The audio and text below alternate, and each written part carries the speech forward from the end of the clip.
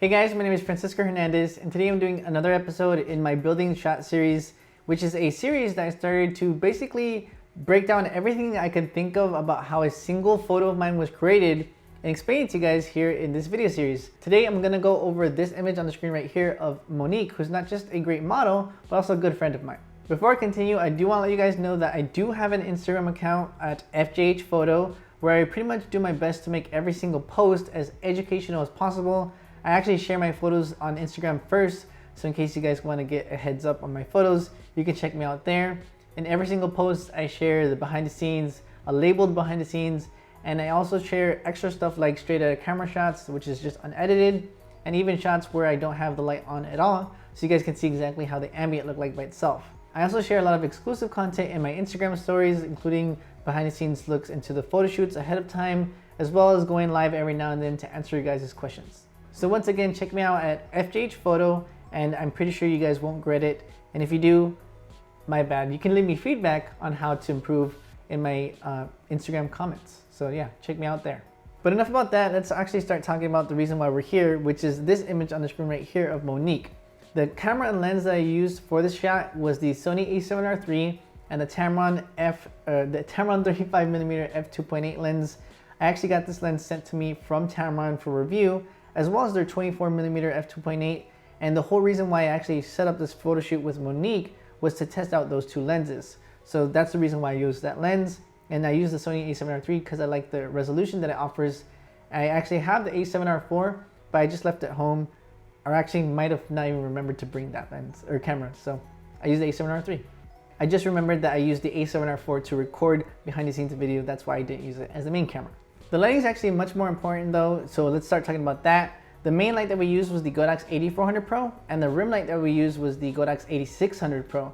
And the reason why I wanted to use both of the Pro lines of the Godox lights for those lights was because they offer a bright modding lamp, which is going to be very beneficial to us when we shot towards the night, because we did start in the evening, but we shot towards the night, which those modding lamps could be just perfectly fine used as a light source and not even using flash at all. Got two lights set up still. That's actually the 400 Pro with the 34-inch beauty dish and the flashpoint C-stand. This is the 600 Pro with the, I don't think it's a 24-inch beauty dish but cheetah stand. And we have Monique modeling right there by the tree. The 400 Pro was the weaker light, so I wanted to use that one as a main light, just in case the 600 Pro, being at the lowest output of 256, sometimes it's a little too strong, so having the weaker light as the main light in low light conditions could be very beneficial to have. So the 400 Pro being weaker was the main light, because just in case the 600 Pro was too strong. That's all I'm trying to say. The modifiers that we used were the Glow Easy Lock 34-inch beauty dish, which is my favorite modifier of all time. I used that one on the 400 Pro. It has the silver interior, and I don't use the reflector dish. Those are two questions that get asked a lot. Reason why I don't use the reflector dish is because it's to reduce hot spots. And for me, I tend to feather the light, which is lighting indirectly, and that does the same job, so I don't really use the dish.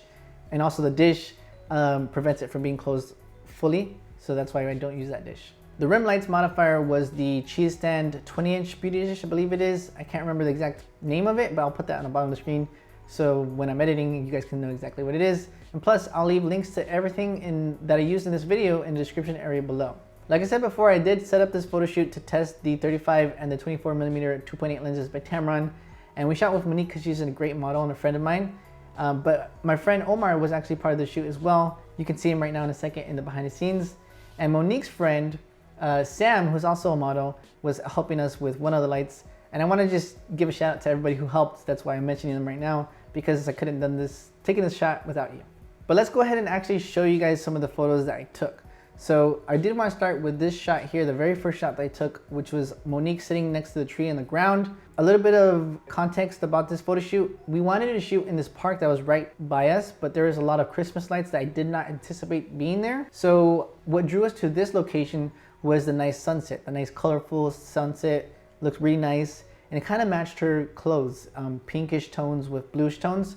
So I was like, let's shoot over there where that sunset is at, and let's try to incorporate something so she can be in the scene. And the best thing I can think of in short amount of time, because the light was going to go down every second, was that tree. So this is actually a parking lot, but we shot at that parking lot because it looked nice. So yeah, this is the first shot that I took. In this photo here though, the main light is too weak and the rim light is too bright. So two opposite things I don't want happening, because our attention is going to her arm because of how bright it is. Ideally, what you should do in this scenario is lower the output of the rim light and increase the output of the main light. But in the next shot that I took, which is this one right, but this shot here, what I did first is I moved the light closer in a different position. The way that the light was hitting her in this previous shot, I know that it's lighting her up, but what I usually aim for with my photos is putting the light as close as possible, not for the softest light possible, which is something that I always love having, which is soft light. But the way that the light hits the skin is just much nicer in my opinion when it's closer. So that's the main thing I want you guys to focus on in these two different shots here. This shot and this shot. Obviously you don't see the catch lights in her eyes yet right now, so I do need to adjust that, the angle, in case I do want them. But one thing I did before doing that was had her look down to the side, which ended up in this shot here, which actually looks really nice. So I actually do like this shot a lot, but I didn't edit it because I edited this next shot here, which is pretty much the same shot, but just varied a little bit with her arm being a little bit more forward. I want to show you guys the straight out of camera though, which is this one. So yeah, I do tend to underexpose my images a little bit too much, I would say. I do underexpose a tad bit to preserve the highlights, but the reason why I go a little bit extra is because on my camera, on the LCD screen, I have the brightness way too bright. So it looks fine to me, in my opinion, on the screen, but then I bring it into Lightroom and it's too dark. I don't mind that because it's just like extra protection against the highlights not being blown out. So I don't mind that at all. But if I wanted to fix that, what I would do is lower the brightness of the LCD so that I can see the actual representation of the exposure. So in case you guys are wondering about that. But let's go ahead and continue. I did take a couple more shots next to the tree, but I was varying. The timing of the hair was actually something that was really important because it was windy that day and I didn't want it to be too unflattering, the hair. But the main things that I wasn't really liking in these shots was her arm position. So we removed the jacket, I believe, but I felt like she was too hunched. So after I took this shot here, I did adjust her pose to be a little bit more, like not hunched, but more open. And I changed my position a little bit as well. I was liking her leg positions, but her arm positions is something that I wasn't really liking. So we varied that quite a bit. This next shot here is just me getting a different composition and trying to get a better timing of the hair. I actually do like this shot, but it's not something that I would say is something that I would edit and deliver. So I did take it behind the scenes though, so you guys can see that on the screen right now. You can see Sam holding the main light, the 400 Pro with the 34-inch dish, and Omar giving peace sign with the 600 Pro and the Cheetah Stand 20-inch dish. And both of the stands are the Flashpoint C stands, which is my favorite stand. My cousin Edgar did take a little bit of behind the scenes video, so you guys can check that out right now. And after it's finished, I will go ahead and continue. I want the light closer, so what I'm going to do is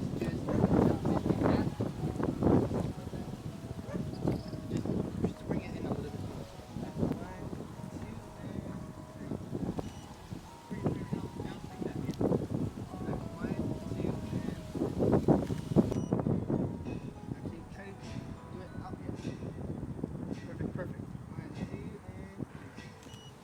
I wanted you guys to see that behind the scenes footage so you guys can see a little bit of how the ambient looked like and pretty much how the lights were positioned, because I feel like video is a lot more dynamic than just showing you guys a picture. You guys can see where they're placed. We don't necessarily see like how far they are and stuff like that. It's much more dynamic in video, in other words. But let's go ahead and continue, because after we got off the floor, we got up and next to the tree. I just felt like that was better positioned because you can position the legs differently and the arms and the body. But one thing that was tricking me here in this photo was I did want her next to that tree, but I didn't want her too close to that tree. I didn't want the palm tree behind her to show up, and I didn't want the leaves to be kind of just barely peeking in like in this shot, but more framing the shot. So after I took this shot, I started to think about that. Obviously it's still too bright. So I reduced the output in the next shot here, which is exactly what you see. So I feel like the output of the light is exactly where I need it to be, but now I need to focus on her pose and focus on the composition. So that palm tree next to her hair, I did like it, but I feel like it's distracting. So I wanted it to hide behind her head. So that's why I moved my position so that it's hiding behind her head. So it's not really messing up the attention of her, kind of competing, in other words. So I did take a couple of different poses here. They're all pretty much the same, but I did want to go ahead and just show you them because of the way that the hair falls, because the way that the hair falls in this shot is way different than this shot. I actually like it when the hair is like this much more because it's just there and kind of just framing her shot better, or framing her head better. Very similar poses here. I actually did like this shot here and I edited this shot, but I want to show you guys the straight edit camera as well, because the things that I did to this shot was just increase the exposure a tad bit, increase the saturation, increase the shadows for one, and increase the exposure in the eyes, because I didn't want the brown in her eyes to show up more. The main thing about this shot here is that it's just one light at this point.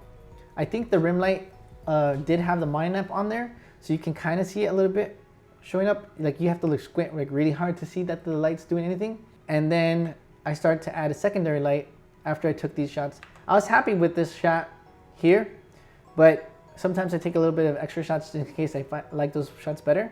So that's why I took that one shot, but I was like, no, I'm happy with that previous shot. So I took a shot without the light on, so you guys can see exactly how that looks like without any of the lights on.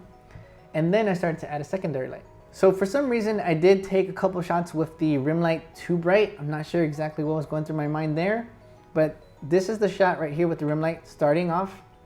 Oh yeah, I started to think about the different position, the compositions, and the way that the strap was showing up in the shot. So I'm not sure exactly why this shot's blurry. Maybe it's the lens, maybe it's just me messing up, but I do continue with that rim light still being a little bit hot. Then I also adjust her pose, and I'm trying to get the timing right on her hair.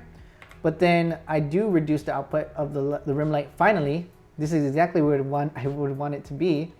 But now we just have to think about the timing of her hair and all that, because I do like her pose as well. So we do take a couple more shots here. They're all very similar shots. You know, I'm gonna skip through these a little bit too much, because the main thing about this shot is just getting that composition right with the palm tree to the side, with the leaves on top and the tree next to her. And I end up with this shot here, which is the shot that we're gonna go ahead and talk about for the rest of this video. So for this shot, I do wanna show you guys the straight eye camera as well, which is this shot here. Much less colorful, less shadows. You guys can see on the side there, I did boost the shadows quite a bit, bumped the highlights a little bit because I felt like they could be a little bit brighter, and increase the exposure just a tad bit. I did increase the vibrance. One thing I do all the time in my photos is make the colors a lot more saturated, which is I do by going into the develop module, going to the calibration area, and increasing the saturation slider on the blue primary section all the way to 60 to 80. And of course I put it to 80 here. I probably added some sharpness. Yeah, I think it's by default 40 and I put it to 60. And I did adjust the colors, the hues of the colors in the hue saturation luminance section. You guys can see all the different adjustments I made there. This is how it looks like before I did the adjustments, and this is after. Before, after. So I made those adjustments specifically because I felt like the blues could be less and I wanted them to be less. I felt the skin tones had a little bit of green, so I wanted to correct that. So you gotta feel around for every image in regards to the adjustments that you make. Another thing that I did to this photo was bring up the exposure in the eyes to make the colors just show up a little bit more. But aside from that, I ended up liking the photo as it is after those adjustments. And then I brought this photo into Photoshop, which is exactly what I'm gonna show you right now about how I edited that shot in Photoshop. So here's the photo in Photoshop. But before I continue, I do wanna go over some of the things that were going through my mind as I took the shot, because as I was showing you before, a lot of the pictures were very similar. Like this shot next to this tree was very similar to the other ones that I was showing you. And the main reason why I took those multiple shots, which is something I normally don't do, is because the wind was kind of a bit of a challenge in terms of her hair going in different area, places. It was going up, going down. This shot here, I actually liked it a lot because of the way that the hair kind of framed her head. If the hair was just wild and all up and everything, it wouldn't be as good. So I did like how the hair was framing her face. I liked her expression. I liked her pose being at an angle.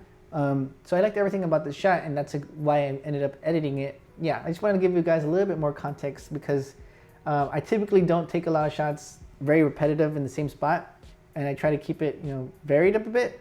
But here the wind was an issue, so timing the wind to frame her hair was kind of an issue, and I liked it how it is in this shot. But enough about that, let's start talking about the editing part. So the main thing that I was not liking about the shot was the fact that the bra strap was showing. I actually don't mind it showing, but I have seen people in the past saying, you should remove the strap. So I did want to I don't know, remove the strap for the sake of, you know, Monique wanting it out as well and other people, you know, complaining about that. So I removed the strap. The way that I did that, I'm gonna just show you guys before and after. Before, after. The way that I did that was I took a small section of the, let's see. I took a small section of the picture. I made a copy of that. And all I did here in this shot was I basically liquefied, well, a little bit of error there.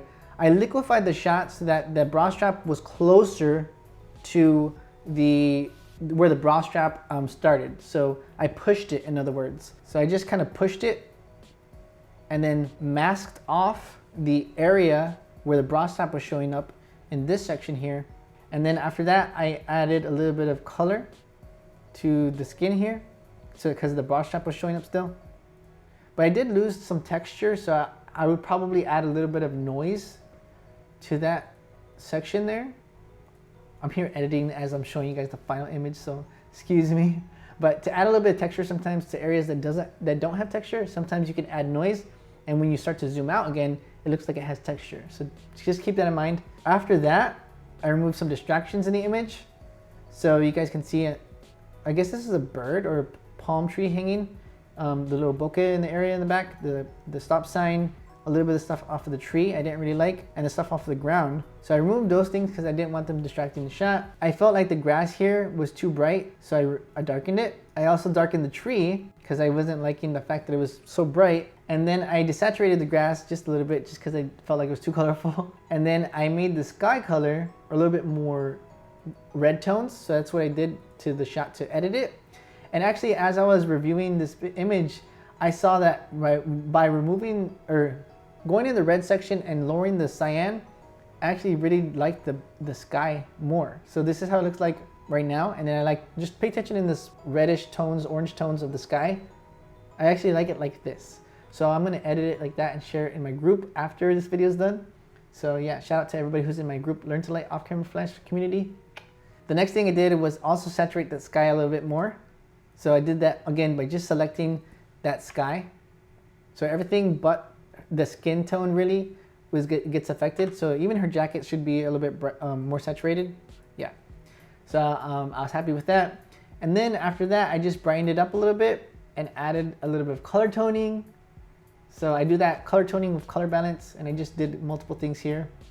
Again, all the different settings that I do in terms of color balance and selective color, those depend on the image. So sometimes I want more blues, sometimes less blues, sometimes more reds, sometimes different things going on in the photo. So it depends on the colors. I did feel like her skin, the highlights could be a little bit better. So typically what I do to increase the highlights is I'll go in selective color, I'll go to whites, and I'll change these dramatically. And what it does is bring up the highlights in the skin a little bit more, like makes them show up a little bit more sheen. And I know some people out there would think that those are hot spots, but I actually like those. I added a little bit more vibrance to the photo by going to the vibrance section. The next thing I did was add a little bit of levels. I added a little bit of blacks. You guys can see that right here. It went from 0 to 6. And typically I do that because it adds a little bit more color, just a tad bit, adds a little bit more contrast. And whenever I brighten, I use those two together. I brighten the image. So I went from here to here, I brighten it, and then I add levels to add that color, the contrast, and bring down the exposure just the teeniest bit. And that's the last thing I did. Aside from that, I added a little bit of noise, but that was something that you can just skip. Sometimes I do that for extra sharpening of the image. But aside from that, that's pretty much everything that I did. I do usually do dodge and burn and frequency separation, but I did it for this photo because I was liking it how it was, and I was a little bit lazy. So yeah, that's pretty much everything about this photo. Thank you guys for watching. It was a little bit long-winded, but thank you guys for putting up with me. And I'll be working on more videos very soon. So stay tuned, and I'll see you guys in the next video.